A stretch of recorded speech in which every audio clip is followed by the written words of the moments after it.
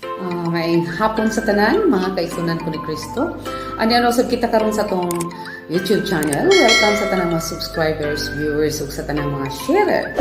O God is good all the time.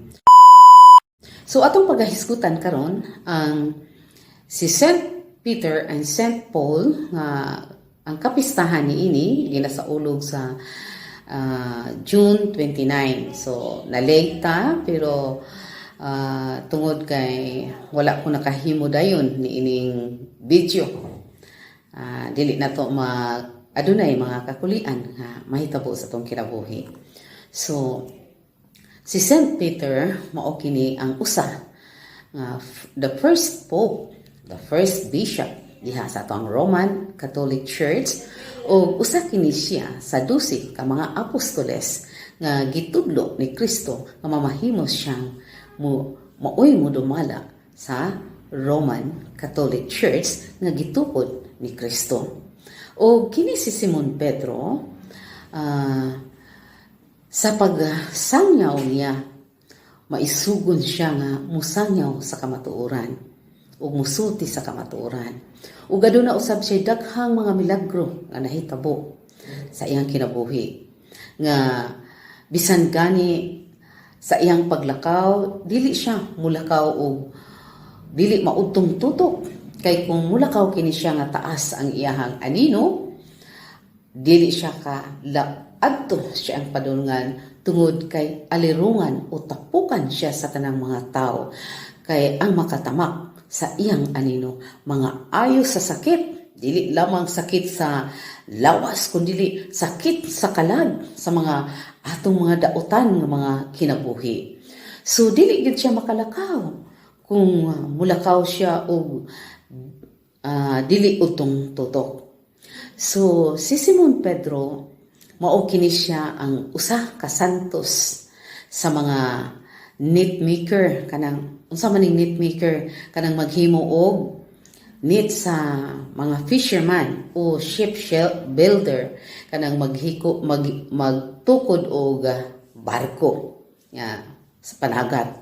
Siya ang usa sa saint niini. So si Saint Peter, makita nato nga siya ang gibilinan sa simbahan ni Kristo. Nga hangtod karon anaa ang simbahan nga gitukod ni Kristo. Si Saint Peter mao kini siya si Simon or Simeon, o gitawag kini siya Saint Peter karon.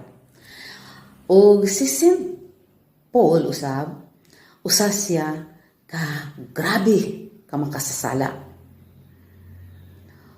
Saul ang iyang pangalan. Andam siya mopatay sa mga tao nga mosangyaw sa pulong sa Dios. Patyon yun niya. Siya ang mamatay tao sa mga nagsangyaw o nagtudlo sa mga pulong sa Dios. O nagawali o nagatudlo ngadto sa uban.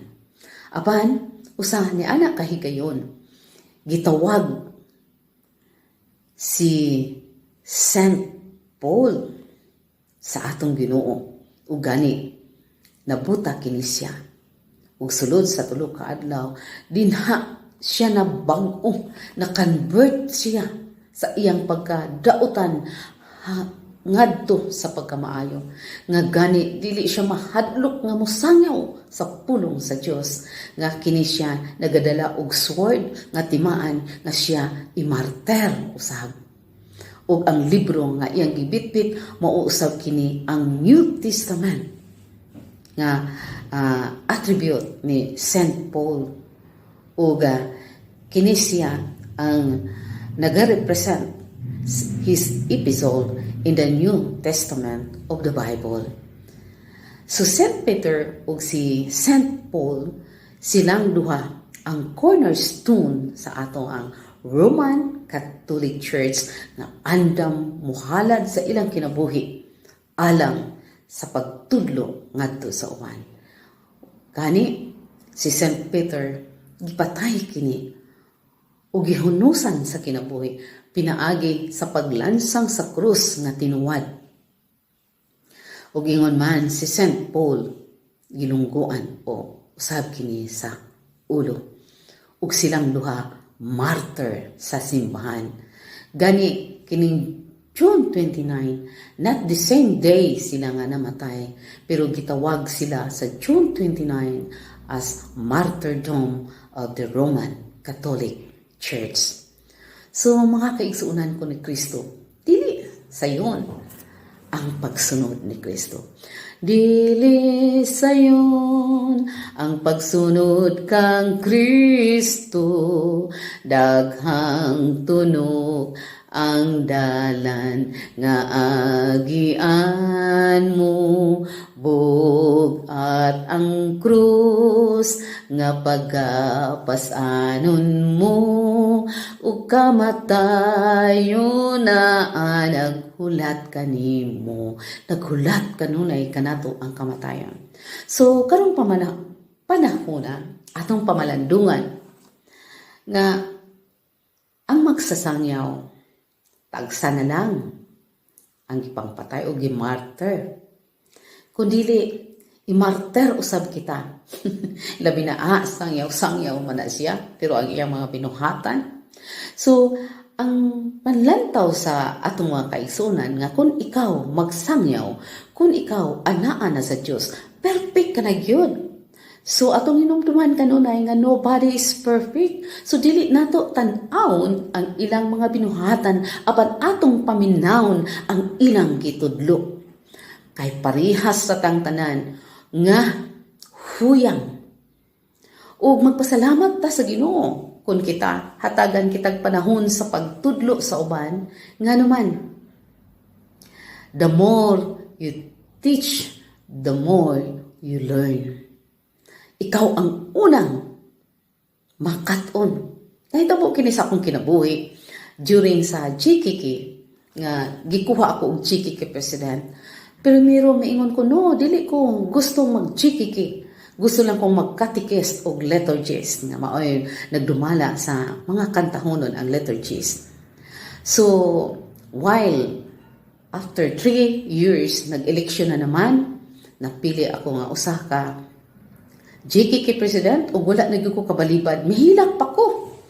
Nganong mihilak ko? Dili ko gustong mahimong pangulo. Kay dili ko angayan nga mahimong pangulo. Apan, dili ta makadili kung tawagon kita sa Dios. So, sa pagsunod nako sa kabubuton sa Dios, o gihimo pa usab niya nga usa nga speaker bureau sa parokya, nga kung andam di ay kitang muhatag sa atong kaugalingon, diha usab maangko nato ang kabag-uhan sa atong kinabuhi. Bisan dili ta perpekto nga mabag-o sa atong kinabuhi, apan aduna kitay mga makatunan sa paghigugma ngadto sa uban. Muna giingon nga andam ka nang muhalad sa imong kaugalingon. Andam ka nang magpakamatay sa imong kaugalingon, sa imong pamilya, nga mabiyaan nimo ang imong pamilya, kay unahon usa ang atong mga kaigsuunan nga nagkinahanglan pag-ayo sa pulong sa Dios. Ako kining na sinati pag-ayo, ug dili kita patyon sa pinaagi sa paglunggo sa ulo, kundi pinaagi sa martir sa ato ang maoy tan-awon ang atong kahuyangan ngadto sa uban. Apan kun muhalad di ita sa atong kaugalingon sa Dios, makat-on kita nga bisan gani kun adunay motong paros sa atong pikas aping, andam na kitang mutapion sa atong pikas aping, o kun unsay ibation sa atong isikataw, ato na usab nga bation, nga wala na din ha ang mga judgment nga mahitabo. Kini ang tinuod nga gugma, bisan dili kita perfecto. So mga kaigsunan ko ni Kristo, atong nakita ug nasayran nga si St. Peter o si St. Paul mao ang atong cornerstone sa Roman Catholic Church. So atong paningkamutan usab nga kita kung tawagon sa Dios muhalad sa atong kaugalingon. So andam na ba kitang muhalad sa atong kaugalingon nga mobiya sa atong panimalay?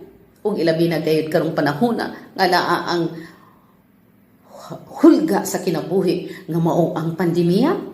Kung adunay may mahitabo nga sa atong mga kaigsuunan nga mahimo silang positive atong iampo kay ang Dios dako pa kaysa pandemic. So mga kaigsunan ko ni Kristo, atong hinumduman kanunay, God is bigger than our problem. Tawag lang ta, kupot lang ta sa Dios. O may hapon, o daghan kay salamat, o belated Happy Fiesta St. Peter and Paul nga mao ang atong duha ka haligi diha sa Roman Catholic Church.